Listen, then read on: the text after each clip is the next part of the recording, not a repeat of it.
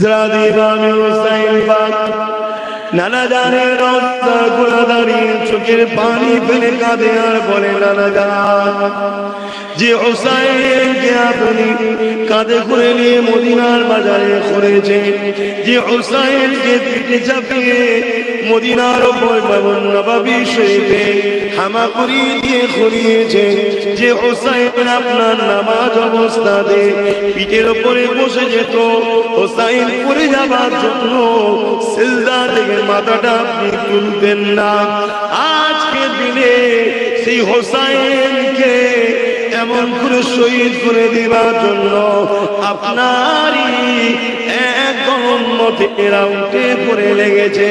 নানা জান, আমাকে মদিনা শরীফ ছেড়ে দিয়ে মক্কা কাবা শরীফে দিয়ে রওনা দিতে হচ্ছে।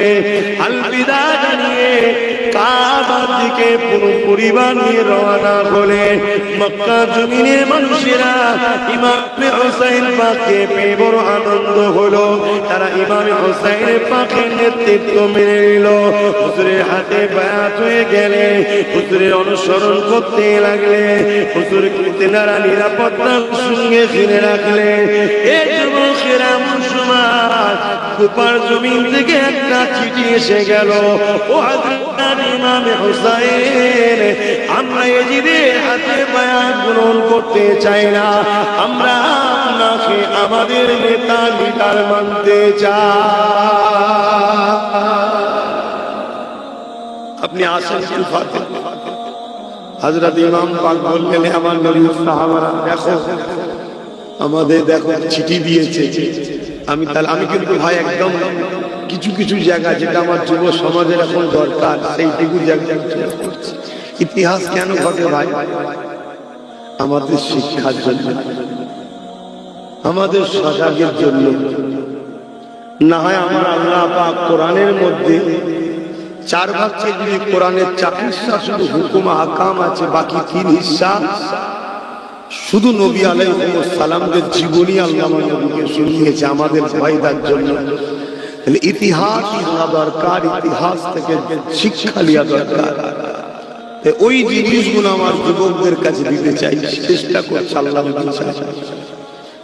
হযরত ইমাম পাক যখন বললেন আমি কুফায় যাব, মক্কা সাহাবা হুজুররা বললেন, না ভাই হুসাইন, আপনাকে কুফায় যেতে দেব না, কেননা কুফার মানুষেরা আপনার আব্বাজান হযরতে মাওলা আলীর সঙ্গে প্রতারণা করেছে, মুনাফিকি করেছে। এ আমার নওজোয়ান তরুণেরা, যুবকেরা, ইসলামের সব থেকে ভয়ানক দুশমন হলো মুনাফিক। এ নওজোয়ানেরা, হযরত আলী রাদিয়াল্লাহু তাআলা হুজুরকে শহীদ করেছিল কারা? হযরত আলী রাদিয়াল্লাহু তাআলা যখন কুফার জামে মসজিদে ইমামতিতে নামাজ পড়াতে লেগেছে, হুজুরের কাতারে দাঁড়িয়ে নামাজ হালেতে হুজুরের কাতারে দাঁড়িয়ে গেছে, সেও নামাজ পড়তে এসেছিল। আমার ইমাম হুসাইন হুজুরের আব্বা জান হযরত শেরে খোদা মাওলা আলী হুজুরকে ওই নামাজ অবস্থাতে নামাজি মুসলমান দাবিদার তারাই শহীদ করে দিয়েছিল। এদেরকে বলা হয় মুনাফিক। হযরত ওসমান গনি হুজুরকে শহীদ করে দিয়েছিল কারা? এ যুবকেরা, তরুণেরা, বাপেরা 40 দিন ওসমান গনি হুজুরের বাড়িতে তারা নামাজ একসাথে জামাতে পড়েছে, একসাথে তারা উঠা বসা করেছে, তাদের মুখে দাঁড়িয়ে টুপি সবই ছিল, কিন্তু ওসমান গনি হুজুরকে তারা শহীদ করার জন্য খড়কে ঘিরে ফেললো। হযরত ওসমান গনি বলেছিল, তোমরা যে মুখে আল্লাহ নবীর কলেমা পড়ো, নামাজ পড়ো, আবার তোমরা সেই নবীর জামাতা হযরত ওসমানকে তোমরা শহীদ করতে চাইছো। তারা এত কিছু বুঝার করো কোনো কথা শুনলো না। দুনিয়ার লোভ লালসা, অর্থের জন্য, পদের জন্য হযরত ওসমান গনিকে তারা শহীদ করে দিয়েছিল। এরাও ইহুদি, খ্রিস্টান, হিন্দু, অন্য ধর্মের লোক ছিল না, তারাও ছিল মুসলমান দাবিদার। শুনছেন? আমাদের সবচেয়ে বড় ক্ষতিকারক কারা? মুসলিম দাবিদার, মুনাফিক যারা সর্বসময় এজিদের দিকে থাকে, অর্থাৎ জালিম অত্যাচারীদের দিকে থাকে, তাদের অর্থ নিয়ে, তাদের সম্মান নিয়ে, তাদের পদ নিয়ে নিজের জাতের ক্ষতি করতে এক পা পিছই না। এরা মসজিদ মাদ্রাসা দ্বীন ইসলামের ক্ষতি করতে এক পা, ইতিহাস বলছে, কখনো পিছাই না। উপরন্ত অমুসলিমদের থেকেও এক কাঠি আগিয়ে আগিয়ে এরা গিয়ে ধর্ম ইসলামের ক্ষতি করেছে। এজন্যই আল্লাহ নবী বললেন, আমার বড় ভয় হয় আখিরি জামানায় আমার উম্মতের প্রকাশ্য দুশমনেরা ক্ষতি করতে পারবে না। আমার বড় ভয় হয় একদল মুনাফিক মুসলমানেরা আমার উম্মতের ক্ষতি না করে দেয়।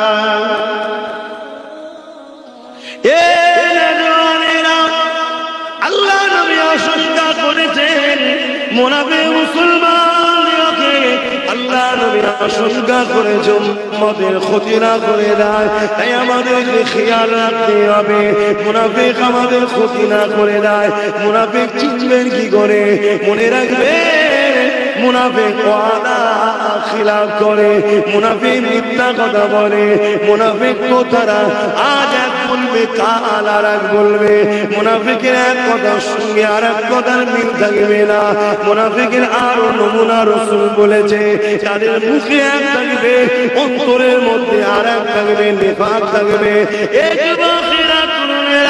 মুনাফিকের আরো নমুনা রাসূলুল্লাহ বলেছে, তার মধ্যে একটা রাসূলুল্লাহ বললে মুনাফিক কখনো আমার খানদানের ভালোবাসার লোক হতে পারে না।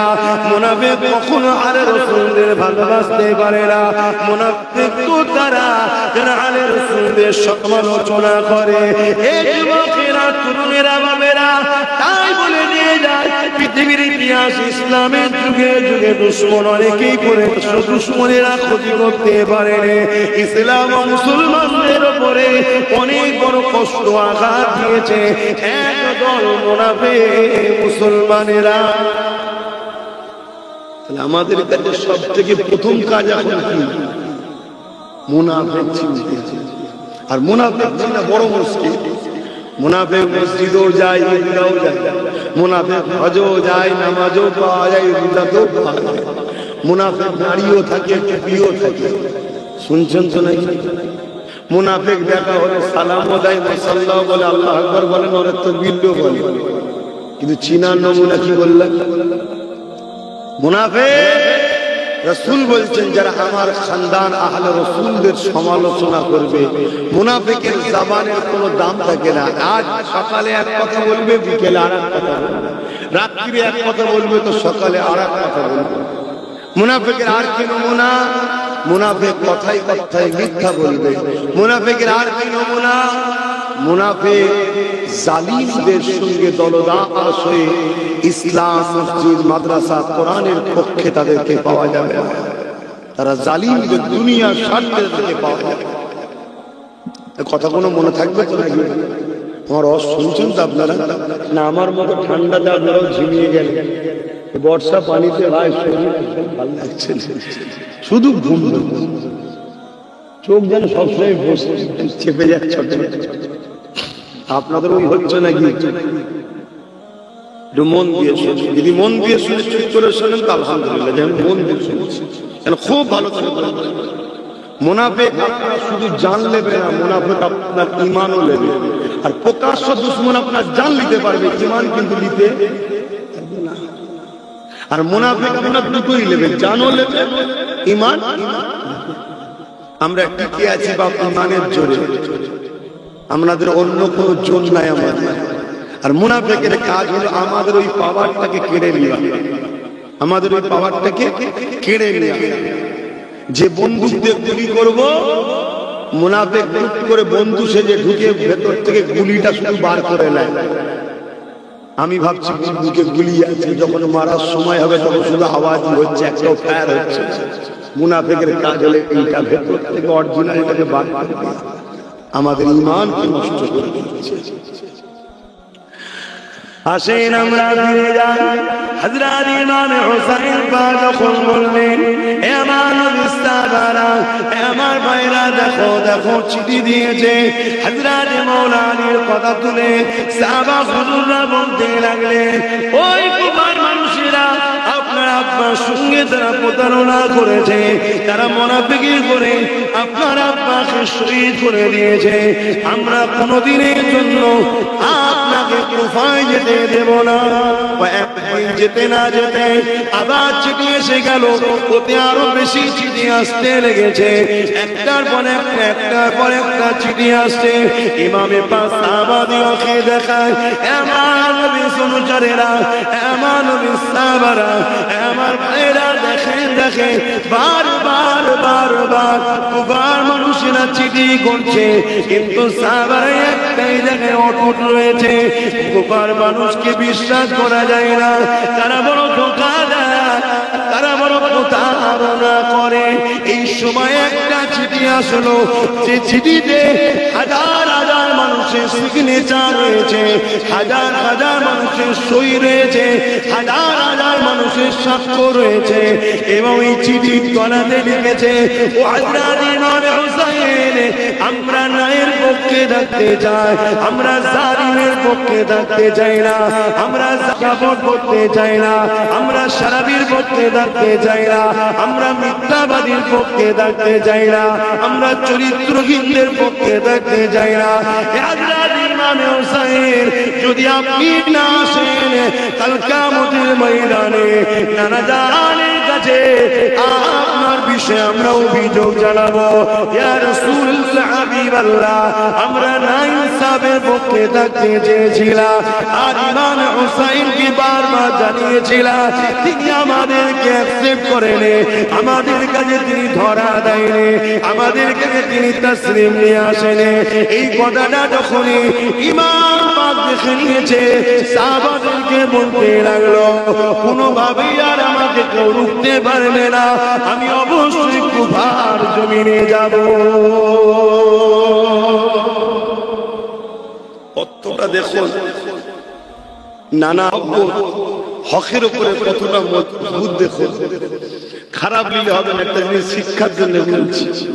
তাহলে আজ আমি আব্বাস সিদ্দিকী বলবো, এ বদমাইশ, ও বদমাইশ, ও বদমাইশ, এ খারাপ, ও খারাপ, ও খারাপ, এটা মহান কাজ নয়। এটা সাথে সাথে একটা ভালোটাও দিতে হবে, ঠিক না বেটা?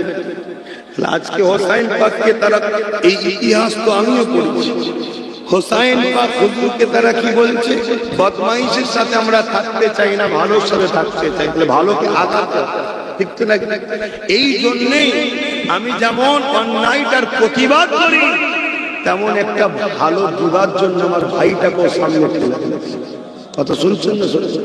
কেন আমি হুজুর মানুষ, আমি ধর্ম প্রচার করি, আমি তো ওই জায়গায় যেতে পারছি না, তেমন বিকল্প একটা দিয়েছি। কেন এটা শরীয়তের হুকুম। কেউ যদি অপবিত্র বা নাপাক পানি খায়, নোংরা যুক্ত পানি খায়, তাকে যেমন নিষেধ করবে, সঙ্গে সঙ্গে ফেরেশতা দিতেও হবে, এটা শরীয়তের হুকুম। এজন্য করেছি। এখানে আমাকে হয়তো অনেকে সমালোচনা করেছে আর করেছে, হুজুর কেন করবে এটা? আরে আমার ইসলাম শিখিয়েছে তাই করেছে। কথা ক্লিয়ার। ইসলাম যখন ইজাজত দিয়েছে, পৃথিবীর কারো কথা চলবে ভালো, হ্যাঁ জোরে বলবে, সেই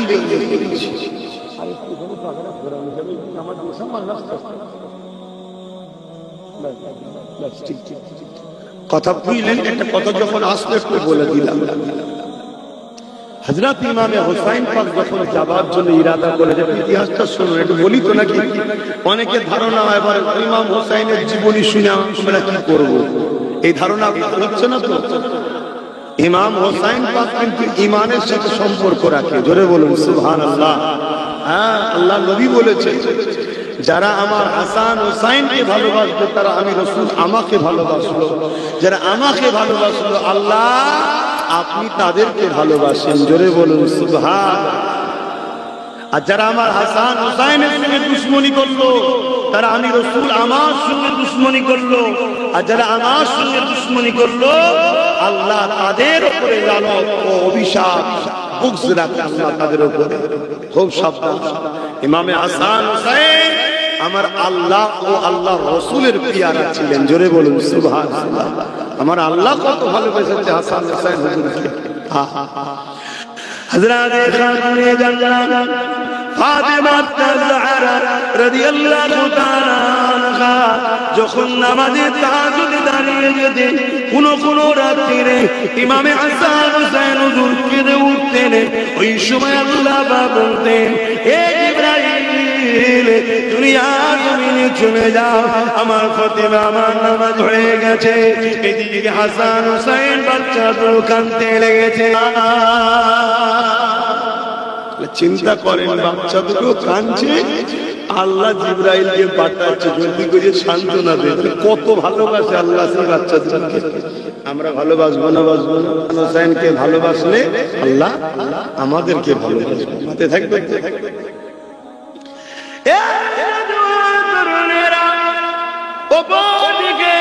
আল্লাহ নবী ঘরের দিকে যেতে লেগেছে, বেটির ঘরে যাচ্ছে। এমন সময় ঘরের কাছাকাছি গিয়ে আল্লাহ নবীর কানে আওয়াজ এসে যায়, ঘরের ভেতর দিয়ে কান্নার আওয়াজ আসছে। আল্লাহ নবী খাতুনে জান্নাতকে সালাম দিয়ে বলতে লাগলো, এ বেটি ফাতেমা রে, কার কান্নার আওয়াজটা আসছে? ওই সময় খাতুনে জান্নাত বলতে লাগলেন, আব্বাজান হাসান হুসাইন কাঁদতে লেগেছে। আল্লাহ নবী বলতে লাগলো, এ ফাতেমা রে, তুমি তো জানো হাসান হুসাইন কাঁদলে আমি রাসূলুল্লাহ বড় কষ্ট পাই, কেন বাচ্চা দুটো কাঁদতেছে? ওই সময় খাতুনে জান্নাত বলেছিলেন, ইয়া রাসূলুল্লাহ হাবিবাল্লাহ, ঘরে কিছু নাই, খিদার জ্বালায় কাঁদতেছে। আল্লাহ নবী বাচ্চা দুটোকে কোলে নিয়ে নিজের জিহ্বা মোবারক বাচ্চাদের মুখে দিতে লেগেছে।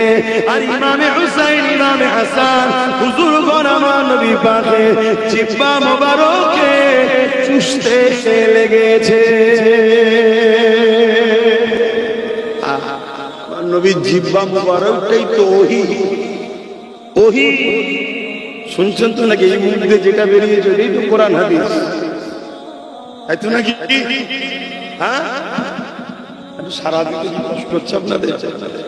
হাসান হোসেন ছোটবেলা থেকে কি পান করছে, সেই বাচ্চাগুলোকে মহব্বত করতে হবে। এই সমাজে অনেক লোক আছে যারা আজকে এজিদকে বাঁচাবার চেষ্টা করছে, এটাও বলে যাচ্ছে। কারা? দাড়িতে যা প্যান্ট শার্ট পরা না, আলেম উলামা দাবিদার, এরা হলো মুনাফিক। এরা কারা? এজিদের পক্ষে যারা পরিমাণ কেউ যদি সাপোর্ট করে, আমার উপরে বিশ্বাস আছে তোমাদের নাকি? একটু হ্যাঁ কি না বল। একদম পুরো পাওয়ারের সাথে বলছি, তোমাদের সব জিম্মাদার আমি। এজিদের পক্ষে যারা পরিমাণ কেউ যদি গুণ বা ভালো দিক সাপোর্ট করতে যায়, জেনে রেখে দেবে মুনাফিক উলামা। মনে থাকবে, কোনোভাবে এজিদের পক্ষপাতিত্ব নেওয়া যাবে না। এজিদ বাহ্যিক দিক দিয়েও যেমন বদমাইশ, চরিত্রহীন, জালিম, পাশাপাশি এজিদ আমার নবীর ভালোবাসার উপর অত্যাচার করেছে।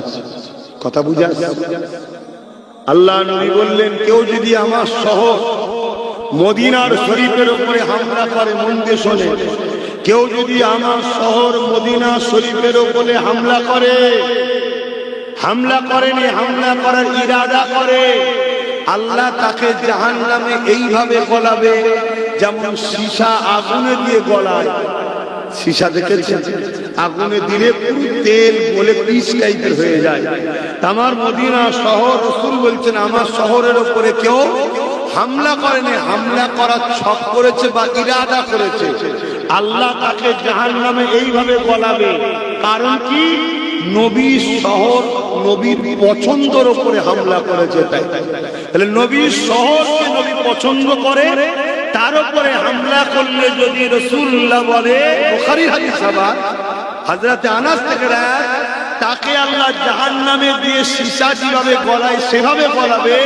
তাহলে নবী যাকে বলেছে হাসান হুসাইন আমার থেকে, আমি রাসূল হাসান হুসাইনের থেকে, যে রাসূল বলেছেন হাসান হুসাইনের উপরে যে বুক রাখবে স্বামী নবী আমার উপরে রাখলো, যে রাসূল সিজদায় পড়লে হাসান হোসেন পিঠে বসে থাকে, সেই হাসান হোসেনের উপরে যারা জুলুম করেছে বা ঘৃণা করবে বা বিদ্বেষ করবে বা তার দুশমনদের সঙ্গে বন্ধুত্ব করবে, মনে হয় সে জান্নাতে যাবে।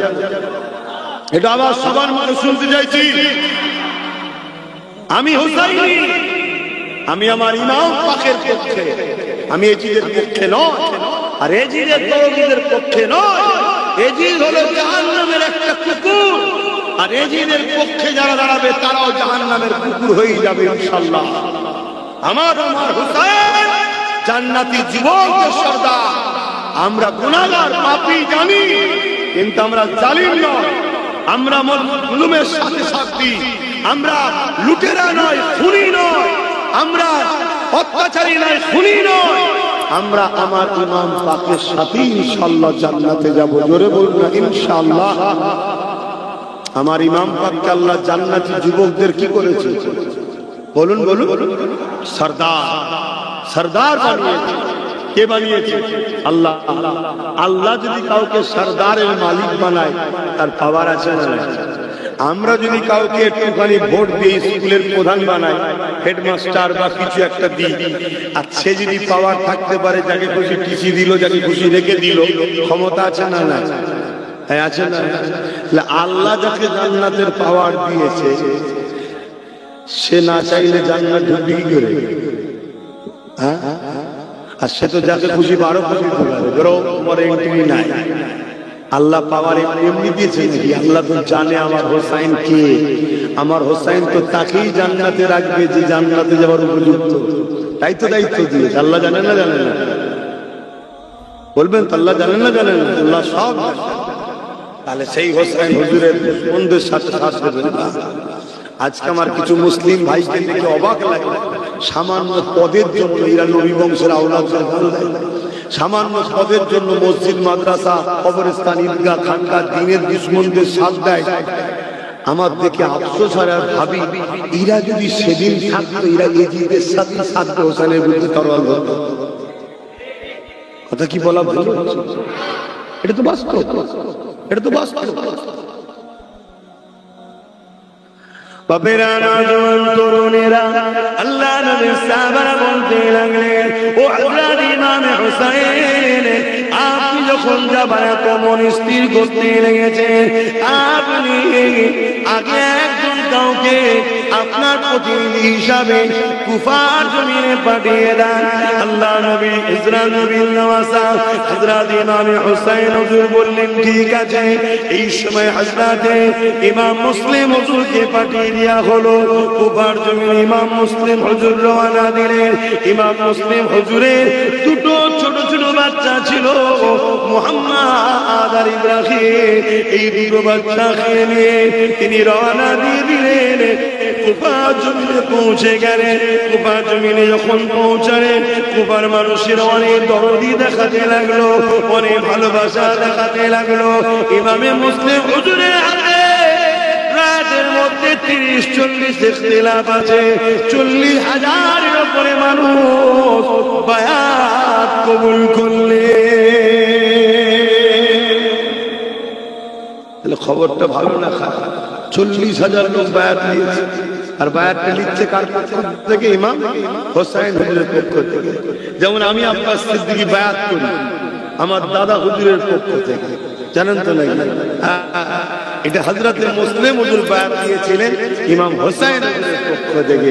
আমরা সবাই হলাম দাদা পীরের সিলসিলার মুরিদ, তাই তো নাকি? বলবেন তো? আচ্ছা, আপনারা দাদা হুজুরকে ভালোবাসেন আমার জন্য, না আমাকে ভালোবাসেন দাদা হুজুরের জন্য? একটু জোরে বলেন। আমাকে ভালোবাসেন দাদা হুজুরের জন্য, তাই তো নাকি?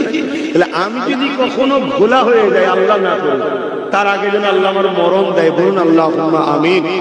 বললেন না? আমি জাহান্নামে যাই চাই আপনার? তাহলে ভুল রাস্তায় যাবার আগে মরে যাওয়াই ভালো করে যাওয়া, তাই তো নাকি? মরণ তো সেই হবে। তাহলে সেই জায়গায় আপনারা কি দাদা হুজুরের থেকে মুখ ঘুরিয়ে নেবেন? দাদা হুজুরের সমালোচনা করবেন, 5 হুজুরের সমালোচনা করবেন। আমি দোষী, আমি গোলা হয়েছি, আমি খারাপ হয়েছে জন্য আমি দোষী। দাদা হুজুর পাঁচ হুজুরের সমালোচনা আমরা করব না। আব্বাস সিদ্দিকী যেমন দাদা হুজুরের আওলাদ, আপনারা কি দাদা হুজুরের আওলাদ নয়? আপনারাও তো আওলাদ। আমার সাথে আপনাদের পার্থক্য একটা, আমি খুনের আওলাদ, আপনারা অন্তরের আওলাদ। আমি আটির গাছ, আপনারা কলমের গাছ। কি দাদা হুজুর তো বলেছে সিলসিলা আমার আওলাদ ও আমার মুরিদদের কাছে রেখে গেলাম। অতএব দাদা হুজুর রাহমাতুল্লাহ আলাইহি আওলাদ হইছে আব্বাস সিদ্দিকী। আপনারা আমাকে ভালোবাসছেন, আলহামদুলিল্লাহ, ভালো কথা। পীরের খুনাকে সম্মান করছেন, ভালো করছেন, এটা পীর মুরিদিতে আদবের নিয়ম। কিন্তু কখনো যদি আমি দুর্নীতি করি, চাকরি চুরি, তেল চুরি, বালি চুরি, কয়লা চুরি, বিভিন্ন কেসে যদি আমি কখনো জড়িয়ে গিয়ে জেলে চলে যাই, এর জন্য কি আমার দাদা হুজুরের মাথায় পাঁচ হুজুরের জোরে বলে? যদি বলেন কেউ হ্যাঁ, তাহলে আমরা তো আল্লাহর বান্দা, তাহলে বান্দা পাপ করলে আল্লাহর বিরুদ্ধে লাগবেন নাকি? আমরা তো নবীর উম্মত, নবীর উম্মত যদি ভুল করে নবীর বিরুদ্ধে লাগবে। তাহলে যে ভুল করেছে সে অন্যায় করছে, তার থেকে আমরা মুখ ফিরিয়ে নেব। আব্বাস সিদ্দিকী তাহলে আব্বাস সিদ্দিকী দুর্নীতি করেছে, কিন্তু তা বলে আমার দাদা হুজুর পাঁচ হুজুরের থেকে আমরা সরব না। আমাদের বাচ্চাদেরকে শিখাবো দাদা হুজুর পাঁচ হুজুর, তাই তো নাকি? কেন আমার অনেক আগে থেকে দাওয়াত সিলসিলাকে ক্ষতি করার চক্রান্ত চলছে। কেন আব্বাসকে সবাই না মানলো, দেওবন্দি হোক, বেরেলি হোক, তাবলীগ হোক, যাই হোক, দাদা হুজুরকে কিন্তু সবাই ভালোবাসে। কি ভুল বললাম? দাদা হুজুরের জন্য এক কথায় বাংলা প্রতিষ্ঠিত করা হচ্ছে।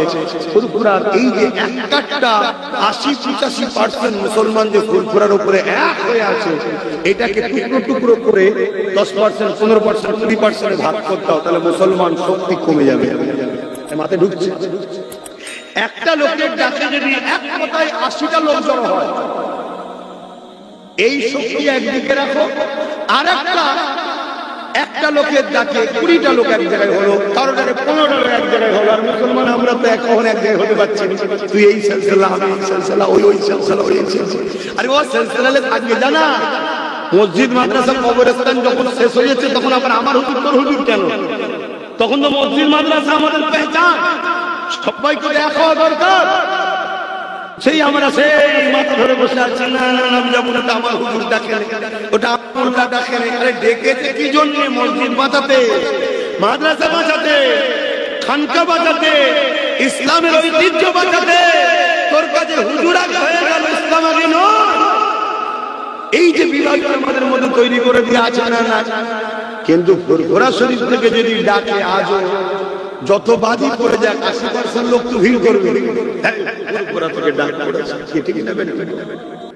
তাহলে সেই যে একতা, এটাকে কিন্তু নষ্ট করে দিবার চক্রান্ত চলছে। তাই আগে থেকে বলে গেলাম, আব্বাস যদি কখনো দুর্নীতির কাজে কোনো কাজে জড়িয়ে যায়, ফেসে যায়, জেল হয়ে যায়, আর হকের পক্ষে নওশাদের মতো যদি 100 বার আব্বাস জেলে যায়, আব্বাস তো গর্ব করবে। আমি তোকে মাঝে মাঝে বলি, তুই আমার থেকে 1 রাউন্ড উপরে আছিস, আমি যতক্ষণ একবার যেতে পারছিস তোকে টপকাতে পারছি, তুই এখন 1 রাউন্ড উপরে আছিস। কেন? তুই ইউসুফ নবীর সুন্নতটা পালন করলিস। এই ইউসুফ নবী জেলে গেছিল জানেন, দোষ করে না নির্দোষ। তাহলে আমাদের ছোট ভাই ও দোষ করে গেছে, কারো চাকরির পয়সা ছেড়েছে, কারো আল কেটেছে, কারো পকেট কেটেছে, কারো দুর্নীতি করেছে না, ওর কর্মীদের হয়ে ঢাল হয়ে দাঁড়িয়েছে। মারছো কেন? তুলে নিয়েছে। রাত 12টা পর্যন্ত মিটিং হচ্ছে, কি করব, ভরবো না ছাড়বো, ভরবো না ছাড়বো। জাত না হলে তো জাতকে কাটতে পারে না। ট্যাকেল করে দেবো, খুনি ভরে দেন না। শুনছেন তো নাকি? ট্যাকেল করে দেবো, ভরে দেন। ভরতে গিয়ে বাঁশ হয়েছে, হাড়ে হাড়ে বুঝতে পারছি। ও এই জায়গায় পৌঁছাতে গেলে ওকে মনে এখনো 15-20 বছর সময় লাগবে, যে জায়গায় ওকে অল্প দিনে আল্লাহ পৌঁছে দিয়েছে। ঠিক তো নাকি? কখন কিভাবে কি হয় আল্লাহ ভালো জানে। ইউসুফ আলাইহিস সালামকে তার ভাইরাই ফেললো কুয়াতে। কোথায়? কুয়াতে। কুয়া থেকে পানি তুলতে গেল পথচারী বণিকরা, পানিতে উঠলো কি বালতিতে একটা চাঁদের টুকরো বা চাঁদি, জোরে বলুন সুবহানাল্লাহ। ইউসুফ নবী চাঁদের থেকে সুন্দর বোঝাবার জন্য, আপনারা চাঁদ ছাড়া অন্য কি উদাহরণ দিলে বুঝবেন পারেন না, এজন্য চাঁদ বলি। কিন্তু নবীদের তুলনা চাঁদের সঙ্গে হয় না, কেন চাঁদ সামান্য ব্যাপার, নবীরা অনেক বড় ব্যাপার, জোরে বলুন সুবহানাল্লাহ। চাঁদকে দেখে কেউ কখনো আগুন কাটেনি, ইউসুফ নবীকে দেখে সব আগুন কেটে ফেলেছে, কেউ বুঝতেও পারেনি, জোরে বলুন সুবহানাল্লাহ। তো যাই হোক, ইউসুফ নবীকে যে মিশরের বাজারে বড় দামে বিক্রি করা হলো, শুনতে খারাপ লাগছে না, কিন্তু আল্লাহর রহস্যটা কেউ তো বুঝতে পারছে না। আল্লাহ যে কি রাজ রেখেছে এর মধ্যে, ওই যে কুয়ার মধ্যে মিশরের রাজা হওয়ার সিঁড়ি ছিল, এটা তো কেউ জানে না, যখন ঘটছে তখন বুঝছে, ঠিক তো?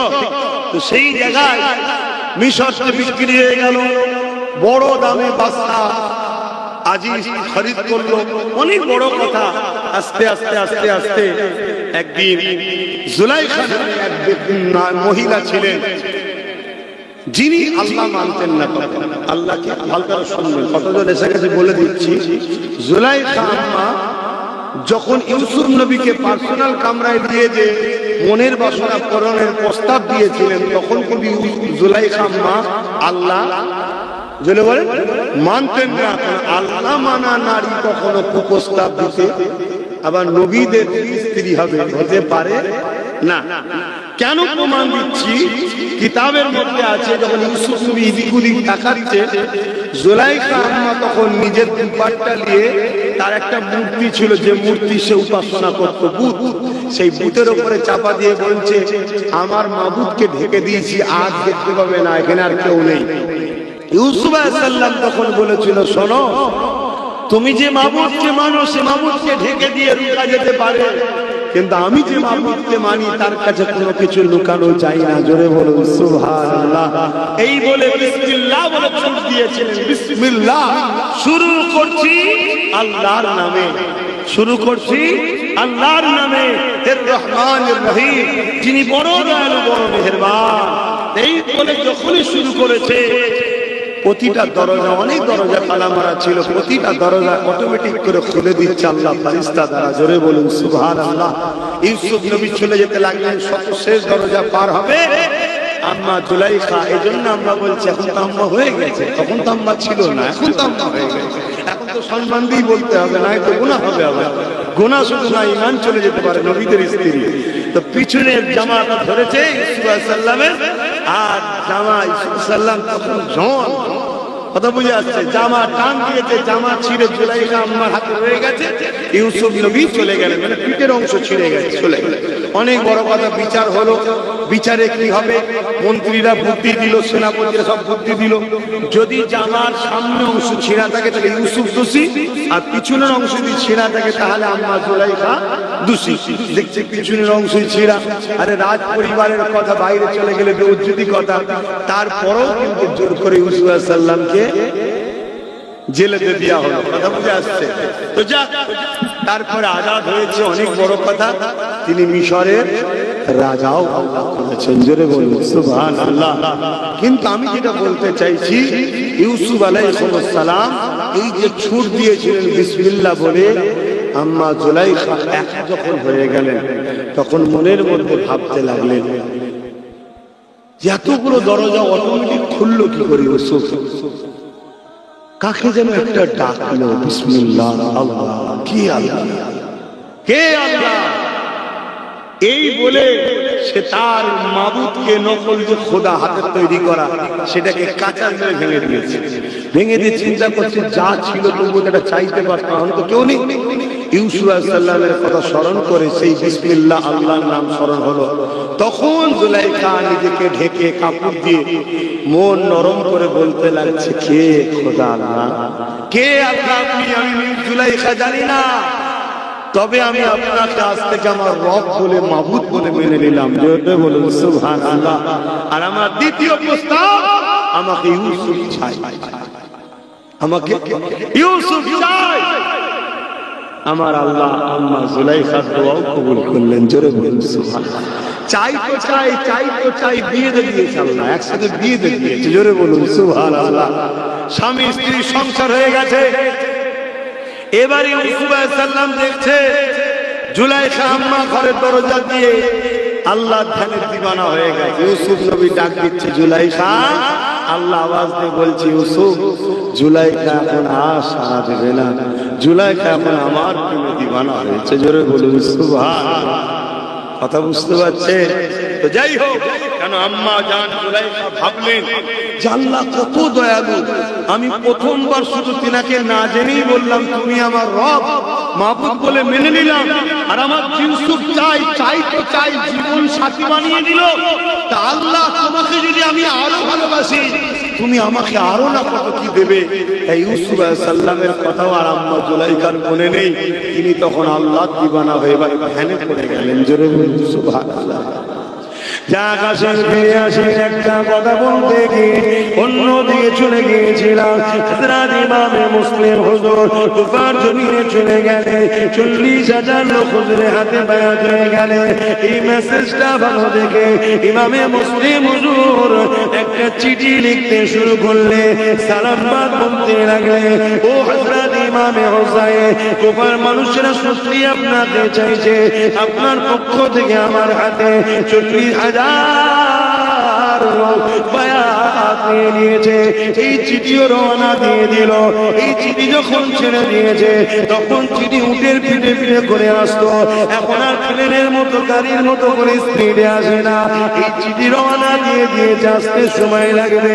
এদিকে তুফান গভর্নর যে ছিলেন তাকে চেঞ্জ করে দিয়ে এমন করে জিয়াদকে বসিয়ে দিয়েছে, যে ছিল বড় জালিম অত্যাচারী, এই জিয়াদকে বসিয়ে দিয়েছে। সে বড় জালিম অত্যাচারী ছিল। সে কি করতে লেগেছে, এমন করে দেখা যায় গোপনে গোপনে প্রত্যেকটা এলাকায় নজরবন্দি করতে লেগেছে। এমন করে ঘোষণা করে দিল, রাজদরবারে থেকে রাজার বিরোধী যে করবে তাকে কখনো কিন্তু মেনে নেওয়া হবে না, এই বলে সে ঘোষণা করে দিল। এমন করে যখনই ঘোষণা হয়ে গেছে, এই যুবকেরা তরুণেরা আন্দোলন শুরু হয়ে গেল। এই আন্দোলন যখন শুরু হয়েছে, জিয়াদ কি বলতে লেগেছে, ওই গভর্নর কি বলতে লেগেছে, তোমরা এইভাবে সবাই চিৎকার চেঁচামেচি না করে তোমাদের মধ্যে থেকে নেতা লিডার একজন একজন করে আমাদের গভর্নর অফিসে আসো, তোমাদের সঙ্গে আলোচনা হবে। শুনছেন? আজকে এরকম ঘটছে না? ঘটছে। আজকে যখন আন্দোলন দিয়ে ব্যাপক নেবে, অমনি কি বলবে, তোমাদের নেতা গুলো যারা আছো, মাথা গুলো আসো, আমরা একটু বসে আলোচনা করব। ওই ভেতরে মাথা গুলো যাওয়ার পর বেরিয়ে কি মধু খায় আল্লাহই জানে, সব আলোচনা শেষ হয়ে যাবে। কি হয় না হয়? এক কথা বলছো না তো, কি মধু খায় জানি না, সব আলোচনা। পানি পড়া দিল, সব যে যার ঘরে চলে গেল, আন্দোলন বন্ধ হয়ে গেল। 40,000 থেকে 4 জন আর ইমাম মুসলিম হুজুরের পাশে আনলাই। ভাবছেন, শুনছেন? আহা, এইভাবে আপনারা ধোঁকা দেবেন না তো আমাদের সাথে? কি গো, হাত তুলে বলুন, ধোঁকা দেবেন না তো? পানি পড়া খেয়ে নেবেন না তো? দেখবে অনেক রকম চক্রান্ত, কেন আমরাও দেখছি তো। কোন দিক দিয়ে যখন পাচ্ছে না, একটার পর একটা গভর্নর চেঞ্জ করছে, শুধু ভাঙড়ে একটার পর একটা চেঞ্জ করছে, একটার পর একটা চেঞ্জ করছে। সারা দুনিয়ায় কি হচ্ছে হুঁশ নাই। ওদিকে রোজ বিষ উগলাচ্ছে দেবনাপুরে, ওকে রুটার জন্য হুঁশ না। শুধু ঘুরিয়ে বেরিয়ে ওই গাড়িওয়ালা টুপিওয়ালা ছেলেটা কেন এত কথা বলবে, ওকে ঢুকে দাও। কি হচ্ছে না? আজকের এই জিদরাও যখন না সেম জিনিস করছে। দেখো, এত বড় অকাব আন্দোলন হলো, সব আন্দোলন ওই যেন হলের মধ্যে ডেকে নিয়ে যে কি অ্যাসোসিয়েশনের কি মিটিং হবে, যাকে এটা তো আমি চাইছি না। আমাদের যুব সমাজ আজকের দিনে রেজিদের দাবিদারি করে, কাল কিয়ামতের ময়দানে ইমাম হোসাইনের বিরুদ্ধে দাঁড়িয়ে জাহান্নামে চলে যাক, এটা আমি চাই না। তাই আজকে যেমন হোসাইনি রাস্তা দেখাতে হবে, এদিকে যখন চিনাতে হবে, কারণ ইসলাম নাই কাজ করার নাম শুধু ইসলাম নয়, অন্যায়কে মিটাবার নামও ইসলাম। জোরে বলুন সুবহানাল্লাহ। অনেকে বলে আমি নামাজ পড়ি, রোজা রাখি, হজ করি, দান করি, যাকাত দিই, আমি তো কারো ছেলে মেয়ে জুলুম করি না, আর করি না, আমি বাবা ওসব ঝামেলাই নেই। শুনে রাখেন বাপেরা, বাপেরা, বোনেরা, ভাইরা, জাহান্নামে দুই দল যাবে, অন্যায় করার জন্য যাবে, অন্যায়ের বিরোধী না করার জন্য তারাও জাহান্নামে যাবে। শুকরিয়া আদায় করুন যে দয়াল নবীর জন্য একটু সহজ হয়ে গেছে, দয়াল নবীর জন্য একটু সহজ হয়েছে আমাদের জন্য। অন্যান্য নবীর উম্মতেরা যারা অন্যায়ের বিরোধী করেন আল্লাহ সব মেরে শেষ করে দিয়েছে। লূত আলাইহিস সালামের কওমকে আল্লাহ বলেছিল ৮০,০০০ লোক মারবো, তার মধ্যে ৪০,০০০ ভালো, ৪০,০০০ খারাপ। আল্লাহ নবী লূত বললেন আল্লাহ ভালো লোকগুলোকে কেন মারবেন, খারাপ লোকগুলো পাপ করেছে মারবেন। আল্লাহ পাক বললেন খারাপ লোকগুলো ভালো লোকের বিরোধী, ভালো লোকগুলো খারাপ লোকের বিরোধী করে না কেন, এই জন্য ওদেরকে মারবো। শুকরিয়া আদায় করুন উম্মতে মুহাম্মাদী। তাই জন্য আমার নবী একটু আমাদের জন্য সহজ করে দিয়েছে। কি করেছে? যদি মুখ দিয়ে প্রতিবাদ করতে হাত দিয়ে নাও পারো, মুখ দিয়ে যদি নাও পারো, খারাপ লোকেদের কাছে মিশলে হবে না, ঘৃণা করে সরে যেতে হবে। শুনছেন? এটা আমার নবীর দয়ায় ফেসিলিটি পেয়েছি। আর না হয় লড়তে হতো মোদির বিরুদ্ধে, এতে মুক্তি খাবে কি গেম খাবে ও বলতে হবে না, মত খাবে। কথা মাথায় ঢুকছে না, ঢোকে না? হ্যাঁ, ও সাবধান, অন্যায় তার বিরুদ্ধে লড়তে হবে। কিন্তু আমার নবী একটু সহজ করে বলে, আমার উম্মত বড় দুর্বল হবে, অসহায় হবে, সবাই হয়তো হাতে লড়তে পারবে না, সবাই মুখে বলতে পারবে না। তাই নবী বলল কমসে কম অন্তর থেকে ঘৃণায় করে জিজ্ঞেস দূরে সরে যায়। শুনছেন? তাহলেও তো ঈমান আছে যে জান্নাত যাবে। জোরে বলুন সুবহানাল্লাহ। সেই নবীকে ভুলে যাবেন আপনারা? কত সুযোগ করে দিল বলেন তো। নবী যদি এটা সুযোগ না করে দিত আমাদের, আমাদের আজকে কি দশা হতো? কেউ জান্নাত যেতে পারত না, আমি যেতে পারতাম? আমার কি হাতে লড়াই করার ক্ষমতা আছে? আমি না মুখ দিয়ে প্রতিবাদ করছি। আল্লাহ যদি সেই পয়সায় লাগে রাখুন সব দিন হাত দিয়ে লড়তে হবে। তোরা আমাকে ভালোবাসি করবি মানে ব্যাস কত শ্রেষ্ঠ। যেমন দুনিয়ার শাসকরা বলছে অত কিছু বুঝি না, বোম মারবি, খুন করবি, যা করবি করবে, যা আমাকে করে দিতেই হবে, বলছে না? বলে তাহলে আজকে এরা অন্যায়ের পক্ষে যদি আপনারা জেদ ধরতে পারে, আর আল্লাহ যদি বলে ন্যায়কে প্রতিষ্ঠিত করার জন্য, সন্ত্রাস মুক্ত সমাজ গড়ার জন্য তোদেরকে লড়তে হবে, তাহলে আমরা কি করতাম? এই আমার লড়ার ক্ষমতা আছে, তাহলে ফেসে যেতাম। কিন্তু আমার বয়ান নবী আমাদের জন্য সুযোগ করে দিল। তবে লাস্টের যে কথাটা বললাম, অন্তর থেকে ঘৃণা করে দূরে সরে যাওয়া, এটা খুবই দুর্বল ইমানের লক্ষণ। তারপরেও কিন্তু ইমান। হযরত মুসলিম হুজুরের দিকে চিঠি করে দিলেন, আর এদিকে হোসাইন হুজুর চিঠি পেয়ে বেরোবার জন্য প্রস্তুতি নিয়ে নিলেন। আর এদিকে কি হলো? সব মুসলিম হুজুরের সাথ ছেড়ে হুজুর একা। আল্লাহ নবী সাহাবী হুজুরের বাড়ি থেকে হযরত মুসলিম হুজুর আশ্রয়টা নিয়ে নিলেন। এদিকে জিদের গভর্নর ঘোষণা করে দিল, কুফার গভর্নর আইন করে দিল, যে মুসলিমকে ধরে দেবে তাকে অনেক পুরস্কার দেওয়া হবে।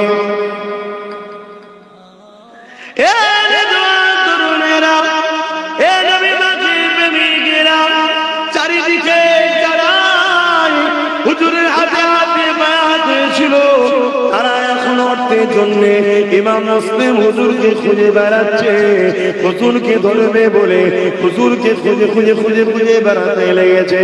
এই যুবকেরা, তরুণেরা, বাপেরা, অনেক বড় লম্বা চওড়া কথা। ইমামে মুসলিম হুজুর ওই বাড়িতে গোপনে আশ্রয় নিয়ে নিলে এ নওজওয়ানেরা খবরটা এমন করে গোপাল গভর্নরের কাছে পৌঁছে গেল। হযরত উম্মে হানি হুজুরের বাড়িতে রয়েছে। এই খবরটা যখন পেয়ে গেলে, ওই সময় হযরত হানি হুজুরকে গোপাল গভর্নর ডেকে পাঠালো। তিনাকে বলতে লাগলো, তোমার ঘরে নাকি মুসলিম হুজুর আশ্রয় নিয়েছে, তোমাকে তিনাকে ধরিয়ে দিতে হবে। তিনি তখন বলতে লাগলেন, আল্লাহ নবী বলেছেন মেহমানদিগকে আশ্রয় দিতে, মেহমানদের সঙ্গে ধোঁকা দিতে নবী নিষেধ করেছে। পথে আমার জীবন যদি চলে যায়, চলে যেতে পারে, আমি নবীর খানদানের সঙ্গে কখনো গাদ্দারি করতে পারবো না।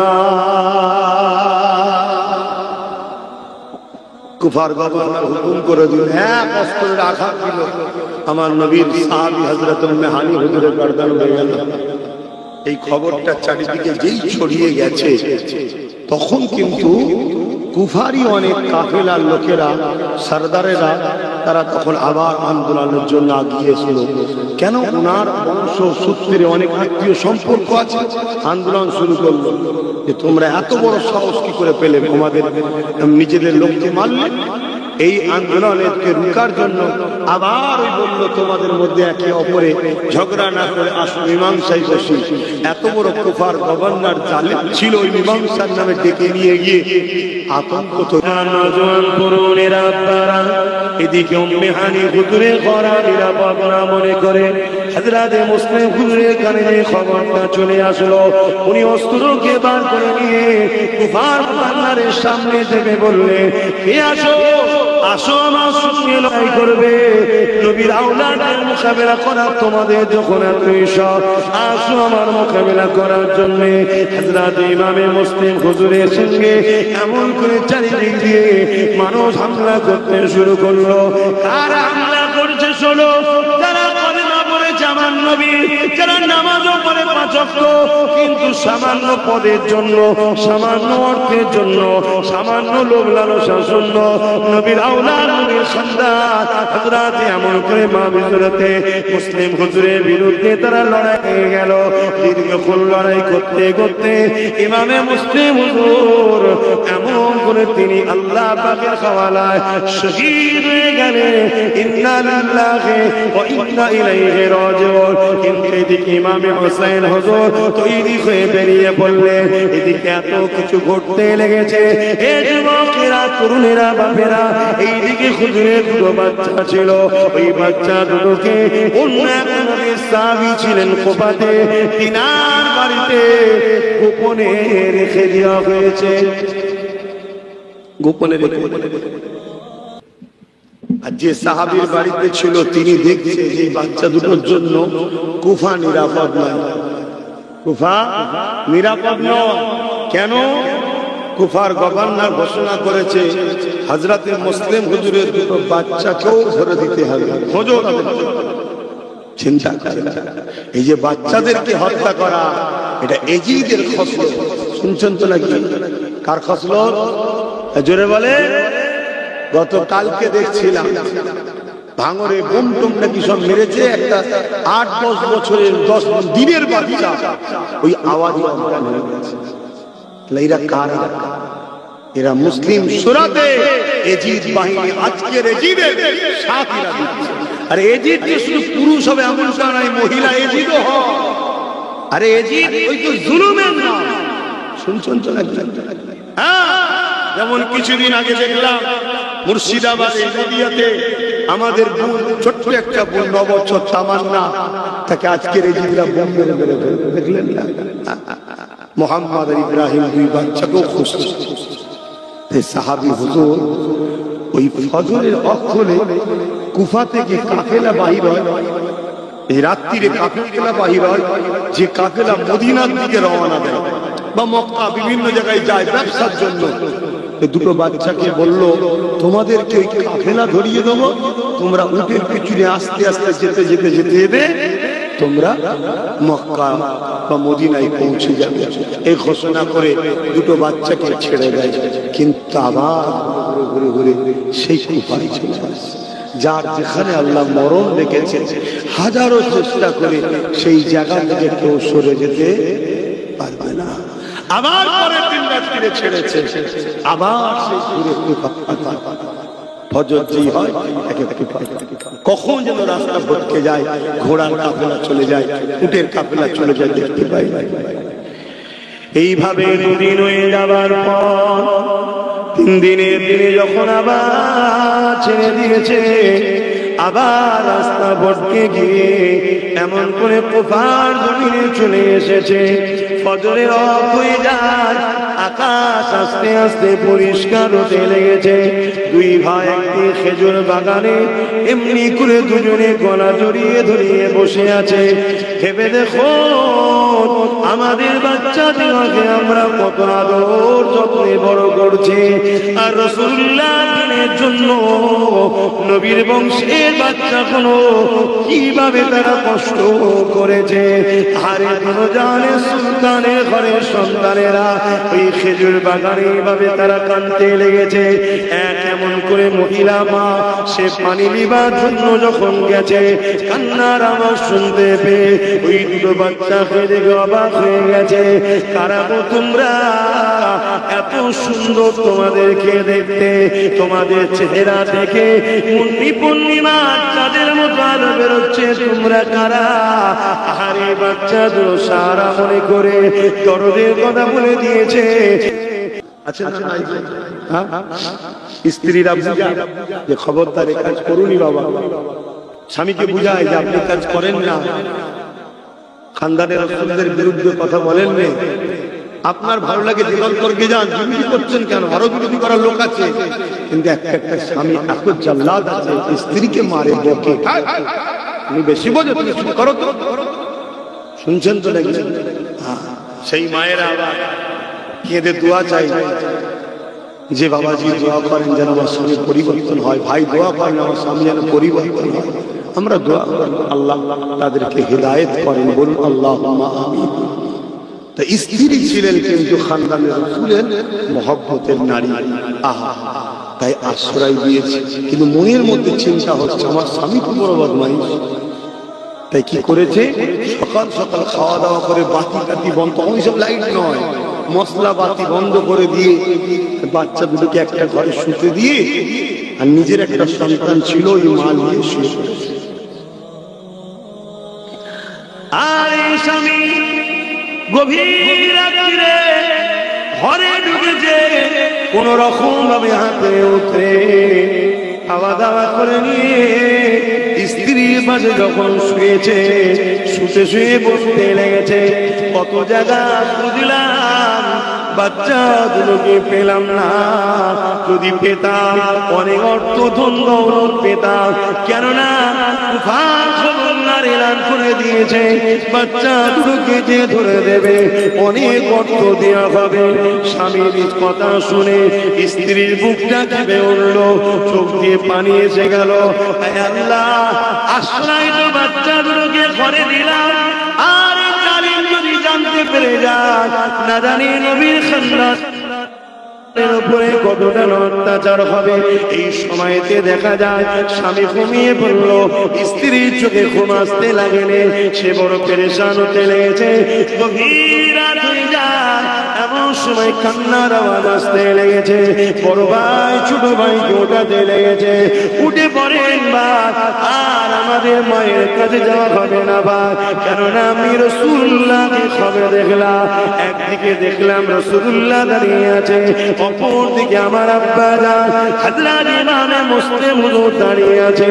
আল্লাহ নবী বলতে লাগলেন, হে মুসলিম, তুমি চলে আসলে বাচ্চা দুটোকে কেন নিয়ে আসলে না?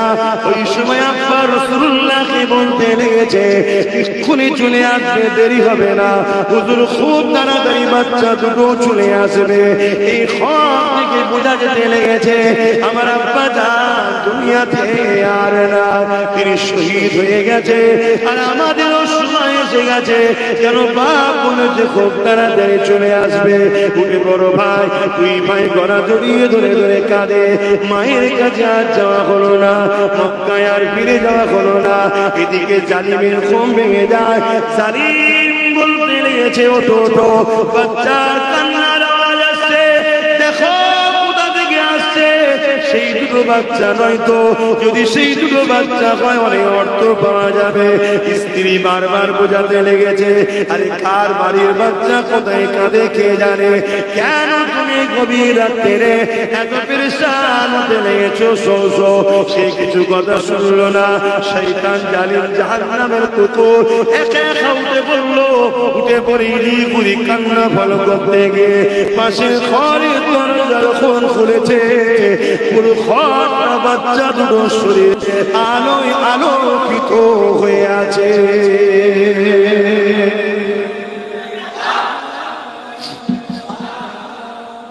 কিন্তু জালিমের মনে কোনো দয়া হবে না। এমনি স্বাভাবিক, দুশ্মনের বাচ্চা হলো, ছোট বাচ্চাকে হলো, যেই হোক, আমাদের বাচ্চা দেখলে একটা ময়া হয় তো নাকি? এটা ইমানের জন্য, কি জন্য? আর ইমান যখন চলে যায় এ ময়া আর আসে না। আর এখানে নবীর বংশের আওলাদ, চেহারা থেকে এত সুন্দর আলো বেরোচ্ছে, তাদের কিন্তু দেখে দয়াময় হওয়া দরকার। কিন্তু সে গিয়ে বাচ্চা দুটোকে ধরে টেনে হিঁচড়ে বার করে নিয়ে আসছে। ভাবছো যুবক, এই দিনের জন্য নবীর খানদান কিভাবে শহীদ হয়েছে, আর তুমি গা বাঁচিয়ে চলে যাচ্ছ। তুমি ভাবছো বাবা ওসব ঝামেলায় যাওয়ার দরকার নেই, তুমি ভাবছো দরকার নেই বাবা বিরোধী করার, জালিমদের সঙ্গেই গা মিলিয়ে চলি। তুমি ভাবছো আমি মুফতি, আমি মৌলানা, আমি পীর, আমি পীরজাদা, আমি অন্যায় করলে কিছু হবে না, এটা ভাবছো? নিজের বিবেককে প্রশ্ন করো।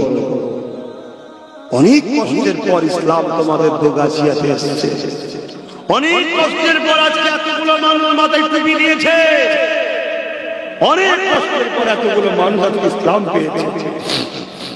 কম ঝড় হয়নি ইসলামের উপর। আর মনে রাখবেন, ইসলামের দুই শ্রেণীর দুশ্মন চরম ছিল। এক হলো জালিম শাসক, দ্বিতীয় হলো ধর্মের নামে বাবা। শুনছেন তো নাকি? আমাদের সমাজের কেন্দ্র শাসক থেকে শুরু করে রাজ্য সরকার থেকে শুরু করে এরা রাজ ক্ষমতার জন্য আমার ইসলামকে ক্ষতি করছে না। আজকের কথা খেয়াল করে তোমরা দেখেছো কি জানি না, 32টা মাদ্রাসাকে বন্ধ করে দিয়েছে রাজ্য সরকার। দেখেছো না? কারো মনের মধ্যে যেতে পারে আপনি ঘুরিয়ে ফিরিয়ে সেই রাজ্য সরকারের বিষয়ে বলেন কেন? আর এজন্য বলি এরা ইসলামের দুশ্মন, তাই চিনাবার চেষ্টা করছে। কেন এরা বেঁচে আছে, এরা টিকে আছে, এরা ক্ষমতায় আছে, মুসলমানরা। কথা কি বলা ভুল? আমার জাতকে বুঝাচ্ছি, আমার জাতকে বুঝাচ্ছি, তোমরা নিজেরা ডাইরেক্ট মাদ্রাসার দুশ্মনী করুন তো কি হয়েছে? কিন্তু তোমরা যাকে ক্ষমতায় আনছো, সে ক্ষমতায় তোমাদের দিয়া ক্ষমতা নিয়ে মাদ্রাসার দুশ্মন তৈরি হয়েছে। আজকেই 32টা মাদ্রাসা বন্ধ করেছে, আবার হুমকি দিয়েছে আগামী মাসে নাকি 150 মাদ্রাসা বন্ধ করবে। খবর দেখেছেন? একটু কেউ দেখে দেখে বলুন না, দেখেছেন কি? একটু খবর টবর দেখেন কি হচ্ছে সমাজে। তাহলে বলুন, যে মাদ্রাসা বন্ধ করবে সে আমার ইসলামের বন্ধু না শত্রু? একটু জোরে বলে। শত্রুকে সাপোর্ট করে শক্তিশালী করলে ঈমান থাকে? যদি থাকে বলে, তাহলে ইমাম হোসেন হুজুরের বিরুদ্ধে এজিদকে সাপোর্ট করে যারা 22,000 সৈন্য নিয়েছে, কারবালা ইমাম হোসেন হুজুরকে শহীদ করেছে, তারা কি জান্নাত যাবে? এগুলো তো বুঝতে হবে আপনাদেরকে। কেন্দ্র সরকার আমাদের দুশ্মন, এটা জানতে আমাদের কারো বাকি নাই। উত্তরপ্রদেশ থেকে শুরু করে আসামে সব জায়গায় বিজেপি মুসলমানদের মারছে, মসজিদ ভাঙছে, মাদ্রাসা ভাঙছে, এটা আমাদের জানতে কারো বাকি আছে? জোরে বলে। কিন্তু অন্য রাজ্যে আমাদেরকে মারছে কারা? যাদের ধর্মীয় পরিচয় হিন্দু। আর আমার রাজ্যে আমাদেরকে মারছে কারা? যাদের ধর্মীয় পরিচয় মুসলমান। তাহলে একটা বাইরের কেউ আমায় গাল মারলো বা আমার গালে একটা চড় মারলো, আমার যতটা না দুঃখ হবে, আমার ঘরের ভাই যদি আমায় গাল দেয়, আমায় চড় মারে, দুঃখটা বেশি হবে না কম হবে? যারা তুই আমার ভাই হয়ে আমায় মারছিস, ইসলামের দুশ্মন নেত্রীর জন্য, কোরআনের দুশ্মন, ওয়াকফ আন্দোলন বিরোধী দুশ্মন, এর জন্য তুই আমায় মারছিস। এই দুঃখের জন্য আমি আমার জাতিকে বারবার বোঝাচ্ছি, আবার বুঝিয়ে দিয়ে যায়, পরিবর্তন হয়ে যায়। অনেক বড় কথা সময় দিয়ে খেয়াল করে আর বেশি বাড়াতে পারলাম না। এ নওজওয়ানেরা কারবালা ময়দানে ইমামে হোসেন পা রওনা দিয়ে দিলে, যেতে যেতে কারবালা ময়দানে যখন পৌঁছে গেলে, এ যুবকেরা এমন করে দেখা যায় জিদ বাহিনী পূর্বীর জিদ নামে একজন সেনাপতির নেতৃত্বে 1000 সৈন্য দিয়ে ইমামে হোসেন হুজুরের রাস্তাকে আটকে দেওয়া হলো। এই রাস্তা আটকে দিয়ে বলা হলো, আপনার তাকে কুফায় যেতে দেওয়া হবে না। এই জায়গাতে একটা ছোট্ট কথা মনে করিয়ে দিই, ইমামে হুসাইন লড়াই করতে যাচ্ছিলেন না, কুফার জমিনে দাওয়াতে যাচ্ছিলেন। কি করতে? দাওয়াত। আমাকেও একবার ভাঙড়ের লোকেরা দাওয়াত দিয়েছিল জানেন, আর রাজ্য সরকার তার গুন্ডা বাহিনী নিয়ে খাকি পোশাকের ভেতরে রাজ্য সরকারের গুন্ডা আছে না, তাদেরকে নামিয়ে আমার রাস্তা আটকে দিয়ে ডিস্টার্ব করেছিল না, করল। তাহলে এজিদের সাথে মিলেছে না মেলে না? এগুলো তো জানতে হবে, ইতিহাসকে এই জন্য শুনতে হয়। সেদিনও এজিদ তার 1000 সৈন্য দিয়ে ইমামে হোসাইনের রাস্তাকে আটকালো যে দাউদ বাড়ি যাওয়া কুফাতে হবে না। আর আজকের মহিলা এজিদ সে কি করলো, তার গুন্ডা বাহিনী তার সৈন্য না দিয়ে আমাকে আটকে বললো ধর্ম প্রচারে যাওয়া হবে। মিলছে না বলে বাপ দোষ করলে তো কথা শুনতে হবে নাকি? কারো কষ্ট হচ্ছে নাকি? দোষ করলে তো কথা শুনতে হবে। এবারে কোন শয়তান যদি মনে করে আমাদের হাতে পাওয়ার আছে, দেখে নজর পাগল কুতেগার একটা ফুসকুরি মারার ক্ষমতা আছে ওদের, একটা ফুসকুরি দেবে আল্লাহ, ওইটাকে মারার ক্ষমতা নেই। চুলকোনা তোরা যদি আসতে, তোরা যদি দুনিয়ার সামান্য করে পাওয়ার নিয়ে এত মস্তান করিস, এত দাদাগিরি মনে করিস, আরে আমরা আল্লাহ দিনের প্রচারক, তুই তোর দুনিয়ার কোন দলের প্রচার করতে গেলি তোর এতটা মনে হয় যে পাওয়া, তাহলে আমরা তো আমার আল্লাহ দিনের প্রচার করছি, আমাদের আল্লাহর পাওয়ার আছে না? কম না বলছি, আল্লাহর সাথে লড়াই করার মতো কারো ক্ষমতা আছে? তাহলে আমাদের পাওয়ারটা কত হওয়া দরকার, কি হওয়া দরকার আছে না?